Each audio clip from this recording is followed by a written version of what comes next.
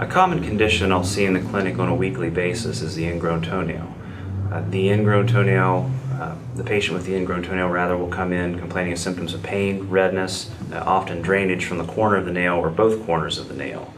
They'll ask me the cause of the ingrown toenail, and this can be from certain types of shoes and activities, such as tight shoes and athletics, but more often than not, the toenail or the ingrown toenail is passed on as a hereditary factor.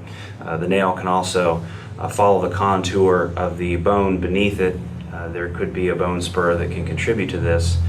But what happens when they come in is, if it's infected, we'll start the patient on an antibiotic and allow the symptoms to calm down and reduce some of the redness and the drainage, and then have them back for a scheduled procedure. And this procedure is geared at getting the painful ingrown toenail out, allowing the infection to resolve, and trying to prevent it from coming back. While we can't guarantee that the nail won't come back, most times they don't if you get the nail root. And this is done with a chemical known as sodium hydroxide. It's a base that gets to the cells that grow the nail, and once that's been addressed, most times the nail doesn't come back.